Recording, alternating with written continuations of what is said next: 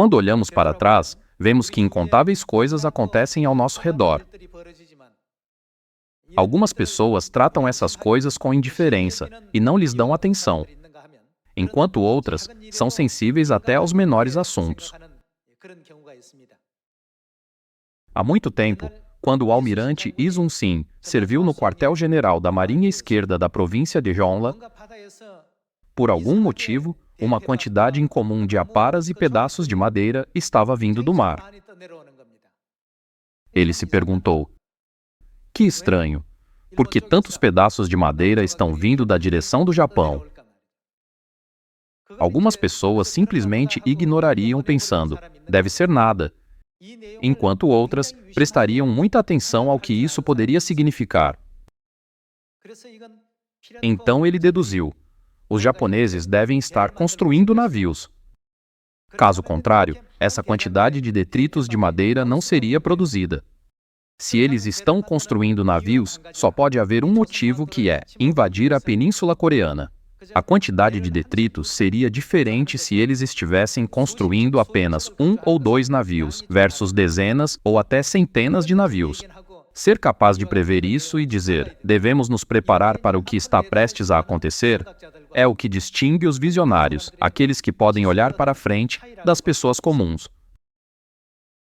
Devemos mais uma vez gravar profundamente em nossos corações e mentes a vinda de Deus, nos perguntando: nossa alma está realmente preparada para a salvação quando Deus vier a esta terra? Se, como as 5 virgens nécias, falharmos em preparar nossas lâmpadas e azeite a tempo, mas apenas percebermos quando todas essas coisas começarem a acontecer visivelmente, pensando: oh, não, isso está realmente acontecendo, as profecias da Bíblia estão realmente se cumprindo, então já será tarde demais. Foi o mesmo com a guerra Indim. Já que as pessoas daquela época ignoraram os sinais e os trataram como se fossem ocorrências comuns do dia a dia, quantas pessoas perderam suas vidas e sofreram devastação e violência na Península Coreana? Tendo essa história em mente, hoje, vamos refletir sobre a questão da alma. Hoje, tanto aqueles que acreditam em Deus, quanto aqueles que não acreditam, estão no mesmo estado de ansiedade. Precisamos tirar um momento para considerar o que significa enfrentar a punição eterna ou desfrutar das bênçãos eternas. Deus também nos revelou que as coisas desta terra são temporárias, mas as coisas celestiais são eternas. Portanto, quando ouvirem essas notícias, vocês não devem tomá-las levianamente, e sim prever o futuro como o almirante Yi Sun-sin. Somente assim, vocês podem ter a mentalidade de se preparar e responder da forma correta. Caso contrário, podemos sentir remorso, arrependimento e tristeza pensando: por que não contei a uma pessoa sequer as notícias do reino dos céus naquele momento? Por que não salvei aquelas pobres almas naquele momento? Devemos considerar profundamente por que pai e mãe se vestiram de carne para salvar a humanidade.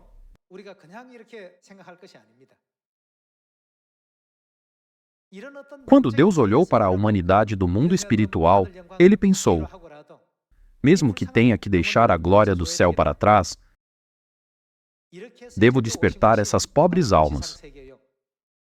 Por esse motivo, Ele escolheu vir a esta terra em carne. Hoje, enquanto reservamos um momento para estudar o assunto da alma, mesmo os pequenos desastres que ocorrem nesta terra são suficientes para fazer todos tremerem de medo. Se tivéssemos esse destino de sofrer para sempre no mundo eterno e ter de passar pela dor sem fim, seria realmente insuportável. É por isso que Jesus disse: e se tua mão te faz tropeçar, corta-a, pois é melhor entrares maneta na vida do que, tendo as 2 mãos, ires para o inferno, para o fogo inextinguível. Ele também disse: se o teu olho te faz tropeçar, é melhor arrancá-lo do que ser lançado no inferno. Por que Deus disse isso? porque esse tempo com certeza virá. Irmãos e irmãs, esse mundo certamente existe. Hoje, vamos primeiro ver que, embora nosso corpo pereça nesta terra, nossa alma ainda existe no mundo angélico. Vamos ver o Evangelho de Lucas, capítulo 23, versículo 39.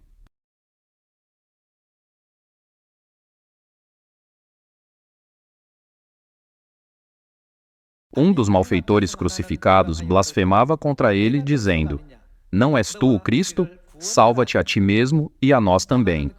Respondendo-lhe, porém, o outro repreendeu-o, dizendo: Nem ao menos temes a Deus, estando sob igual sentença? Nós, na verdade, com justiça, porque recebemos o castigo que os nossos atos merecem, mas este nenhum mal fez.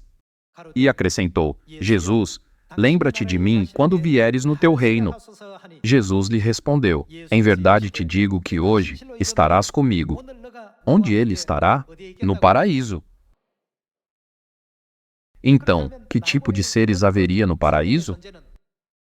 Depois de Jesus ser crucificado na cruz, seu corpo ficou na sepultura por 3 dias. Assim, que tipo de ser estaria no paraíso quando ele disse: Hoje estarás comigo no paraíso? Deus nos ensina que o corpo é a vestimenta da alma. É nossa alma que é a essência da vida. O ladrão à esquerda de Jesus difamou-o, mas o ladrão à sua direita apoiou-o. Nós merecemos morrer por causa do mal que fizemos. Mas este homem não cometeu nenhum erro que justifique ser crucificado. Que mal este homem fez? Ele possuía uma fé graciosa e ansiava pelo mundo espiritual. Ele sabia que seu corpo estava destinado a morrer de qualquer maneira. Como ele já tinha ouvido as notícias sobre o reino dos céus que Jesus havia mencionado, ele disse: Jesus, por favor, lembra-te de mim quando vieres no teu reino. Então Jesus respondeu: Hoje estarás comigo no paraíso. No entanto, seus corpos, o do ladrão e o de Jesus, ainda estavam aqui na terra. Então, que tipo de ser haveria no paraíso? Podemos entender esse assunto facilmente, não é? O ladrão fez uma escolha de fé muito boa. Como ele recebeu e reconheceu Deus corretamente, ele pôde fazer essa escolha graciosa. No Evangelho de Lucas, capítulo 16, versículo 19, há a parábola do homem rico e de Lázaro. Lázaro era um mendigo. Quando o homem rico e Lázaro morreram, um foi para o céu e o outro para o inferno. Porém, não é nosso corpo físico que vai para o céu ou para o inferno. As pessoas descrevem deixar o corpo como morte, enquanto a Bíblia descreve isso como ir para outro mundo. Vamos examinar o versículo 19 para ver que tipo de ser vai para outro mundo e confirmar que esse ser é o nosso verdadeiro eu. Lucas, capítulo 16, versículo 19. Ora, havia certo homem rico que se vestia de púrpura e de linho finíssimo, e que, todos os dias, se regalava esplendidamente. Havia também certo mendigo, chamado Lázaro, coberto de chagas, que jazia à porta daquele, e desejava alimentar-se das migalhas que caíam da mesa do rico, e até os cães vinham lamber-lhe as úlceras. Aconteceu morrer o mendigo, e ser levado pelos anjos para o seio de Abraão. Morreu também o rico e foi sepultado. O homem rico viveu em luxo e indulgência nesta terra, enquanto Lázaro viveu em extrema pobreza. Contudo, Lázaro foi para o céu enquanto o homem rico foi para o inferno. Mesmo sendo rico nesta terra, ele não se preparou para o mundo espiritual.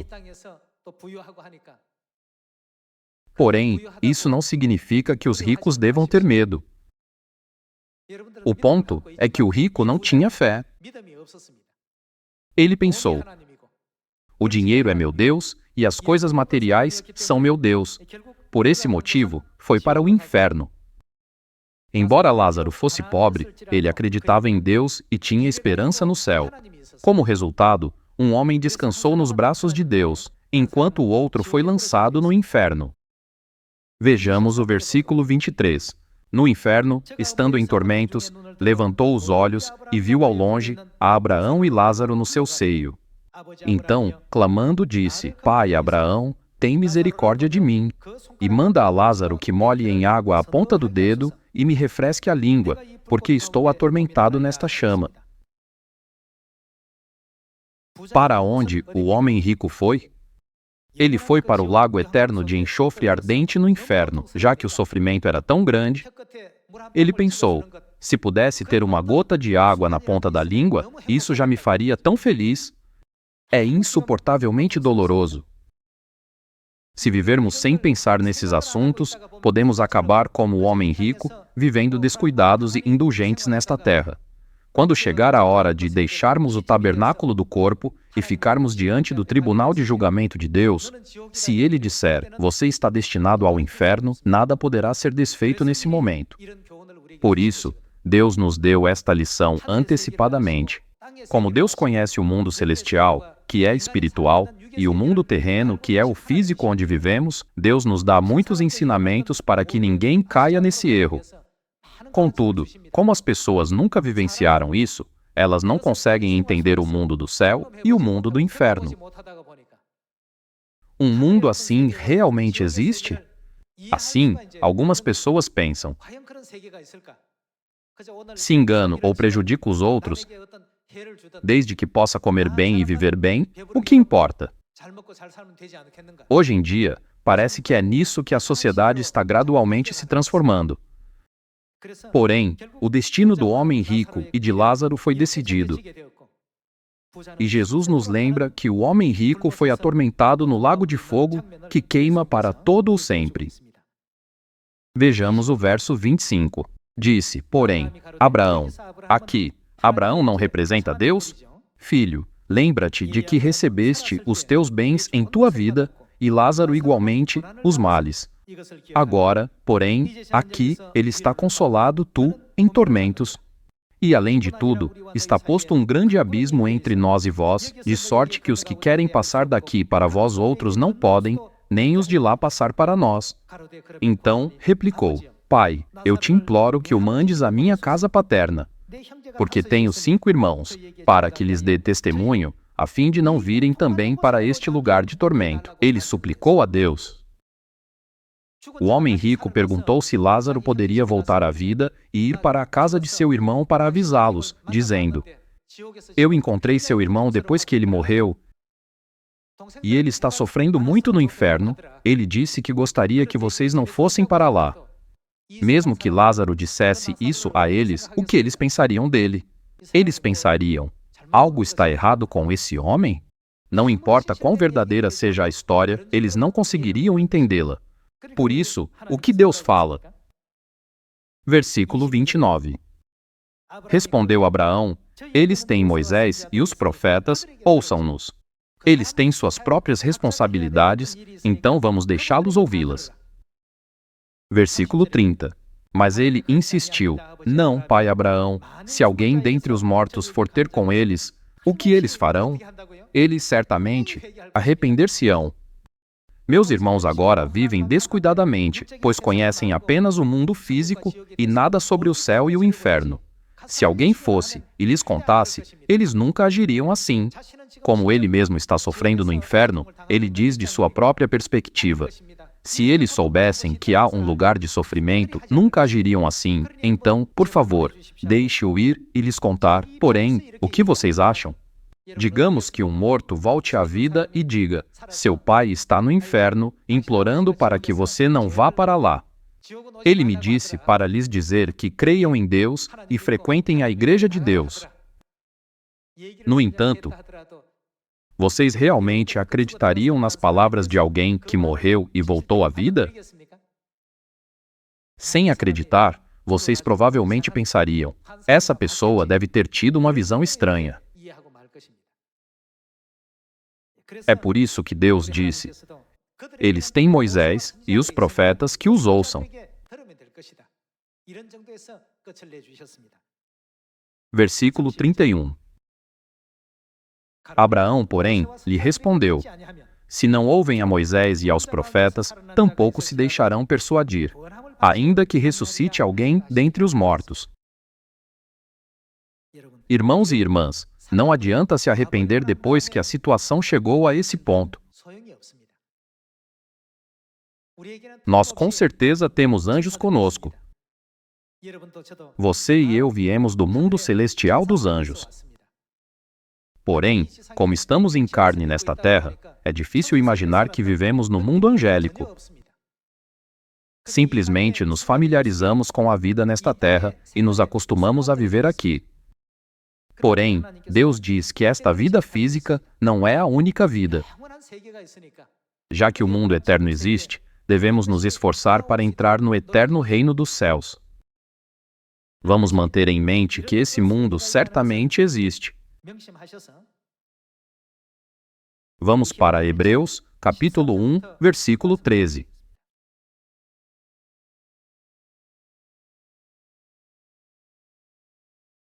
Ora, a qual dos anjos jamais disse: assenta-te à minha direita, até que eu ponha os teus inimigos por estrado dos teus pés?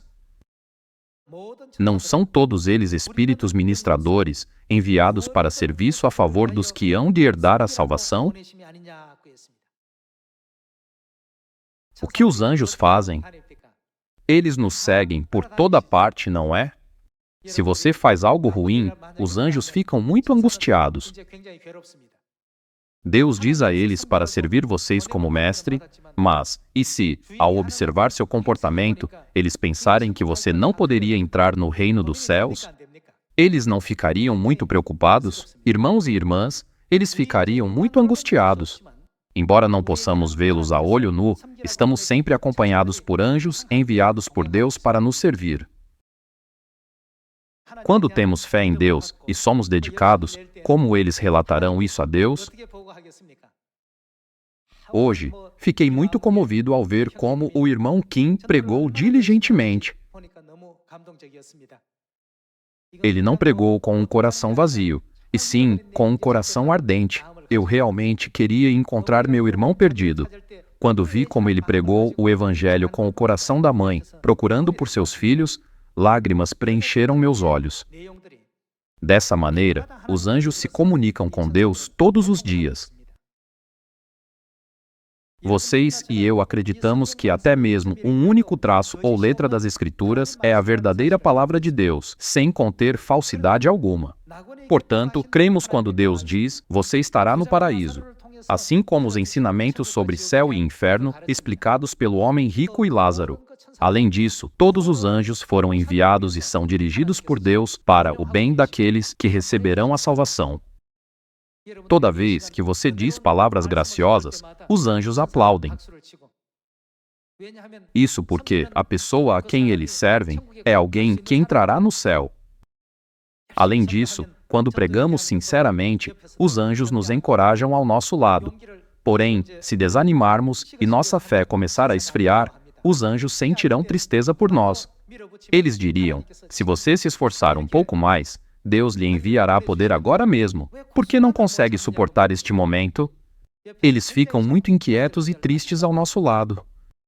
Quando damos muita glória a Deus, os anjos se alegram. Mas quando nos distanciamos de Deus, os anjos se sentem cansados, aflitos e tristes. Dessa maneira, os anjos que Deus enviou a nós estão sempre conosco. No livro dos Atos, há uma cena onde Pedro foi preso. Naquela situação crítica, em que aqueles que acreditavam em Jesus estavam sendo presos, o que Deus fez através da Páscoa? Não conseguimos ver a cena em que Deus abriu as portas da prisão e resgatou Pedro? Vamos dar uma olhada nessa cena. Atos capítulo 12, versículo 11.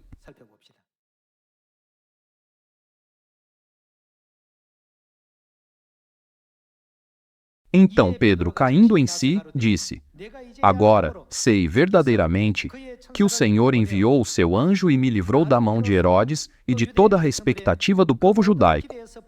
Considerando ele a sua situação, resolveu ir à casa de Maria, mãe de João, cognominado Marcos, onde muitas pessoas estavam congregadas e oravam. Quando ele bateu ao postigo do portão, veio uma criada, chamada Rode, ver quem era. Reconhecendo a voz de Pedro, tão alegre ficou que nem o fez entrar, mas voltou correndo para anunciar que Pedro estava junto do portão. Eles lhe disseram: "Estás louca." Ela, porém, persistia em afirmar que assim era. Então disseram: "Nada menos que é o seu anjo."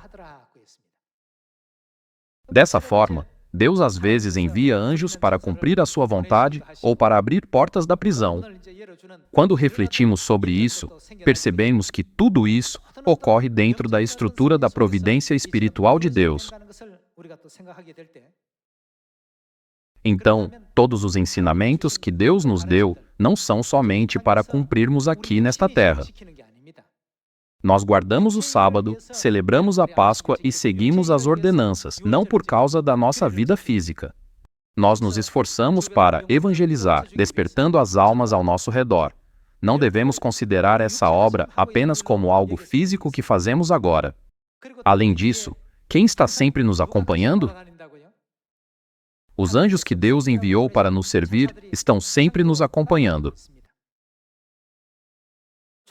Já que todos esses ensinamentos sobre os anjos existiam até mesmo na época da igreja primitiva, podemos compreender melhor esse entendimento ao ler Atos capítulo 12, onde disseram: "Talvez você tenha visto algo errado. Não foi Pedro, mas o anjo dele." Então, por que os anjos celestiais se alegram quando vivemos fielmente a nossa vida de fé e seguimos a vontade de Deus com obediência? Embora não possamos ver fisicamente como é a vida no reino de Deus, vamos observar alguns dos aspectos revelados a nós através da Bíblia. Vamos ver o livro de Apocalipse, capítulo 4, versículo 8. "E os 4 seres viventes, tendo cada um deles, respectivamente, 6 asas, estão cheios de olhos ao redor e por dentro, não têm descanso, nem de dia, nem de noite, proclamando: Santo, Santo, Santo é o Senhor Deus, o Todo-Poderoso, aquele que era, que é e que há de vir." Quando esses seres viventes derem glória, honra e ações de graças ao que se encontra sentado no trono, ao que vive pelos séculos dos séculos, os 24 anciãos prostrar-se-ão diante daquele que se encontra sentado no trono, adorarão o que vive pelos séculos dos séculos e depositarão as suas coroas diante do trono, proclamando: "Tu és digno, Senhor e Deus nosso, de receber a glória, a honra e o poder, porque todas as coisas tu criaste, sim, por causa da tua vontade vieram a existir e foram criadas." Sobre os anjos, os seres espirituais que existem no reino celestial, o que eles sempre oferecem com alegria diante de Deus? Eles se dedicam a dar abundante glória e louvor a Ele. Portanto, jamais devemos negar a existência dos seres espirituais invisíveis e dos anjos que nos cercam agora. Eles certamente existem. Como o ladrão à direita de Jesus acreditava na existência deles, pôde confessar sua fé, dizendo: "Jesus, lembra-te de mim quando vieres no teu reino." Por outro lado, o ladrão à esquerda de Jesus não acreditava nessas coisas. Assim, ele pensou: talvez eu consiga escapar dessa punição física da cruz, e se juntou àqueles que exigiam que Jesus fosse crucificado. Foi uma escolha momentânea. Enquanto vivemos neste mundo, quantas escolhas precisamos fazer a cada momento? Dependendo dessas escolhas, podemos ir para o céu ou para o inferno. Essas situações ainda estão diante de nós. Aqueles cujos passos estavam indo em direção ao inferno devem rapidamente mudar e andar em direção ao céu. E aqueles cujos passos já estavam direcionados ao céu devem continuar a caminhar em direção ao reino dos céus com mais vigor. Quando você passa a entender isso, o mundo celestial dos anjos é realmente um lugar eterno e glorioso. A mãe também não nos deu um sermão sobre isso, e isso pode ser entendido com a mente humana? O céu está além do mundo mais lindo, feliz, confortável, alegre e encantador que você pode imaginar. Não vale a pena lutar por isso? Nós definitivamente devemos ir para lá. Quando chega o momento em que o mundo que cada pessoa deve entrar se abre diante de seus olhos, não há mais tempo para tomar uma decisão. Isso porque tudo é decidido de antemão nesta terra. Mesmo com um pequeno desastre nesta terra, o coração das pessoas fica cheio de medo, pensando: como posso escapar desse desastre?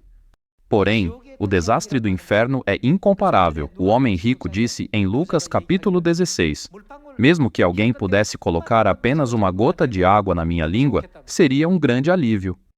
O lugar de tal dor e angústia é de fato a eterna punição do inferno. É por isso que Deus está nos chamando fervorosamente agora para que não vamos a esse lugar. Mesmo que nos desviemos um pouco, Ele diz: vocês não devem ir por esse caminho, não vão para lá. Isso porque Ele vê claramente que ir por esse caminho nos levará à morte espiritual. Todos nós precisamos ir para o eterno reino de Deus em breve. Eu oro para que nenhum de nós seja deixado para trás nesse dia. Vamos alcançar o arrependimento completo como o ladrão à direita de Jesus, a quem foi dito: hoje estarás comigo no paraíso. E vivamos uma vida em obediência à vontade do Pai e da Mãe. Eu sinceramente oro para que todos nós possamos correr com vigor, pensando na gloriosa recompensa no reino dos céus. Neste momento, os anjos estão aqui conosco, aplaudindo com alegria. Que vocês possam dar ainda maior glória, gratidão e louvor ao Pai e à Mãe, alcançar a linda união com seus irmãos e irmãs, tornar-se uma luz que ilumina as trevas do mundo de acordo com a vontade de Deus, e tornar-se o sal que erradica toda corrupção e maldade. Espero que vocês usem o tempo restante para salvar muitas almas. Muito obrigado. Deus os abençoe.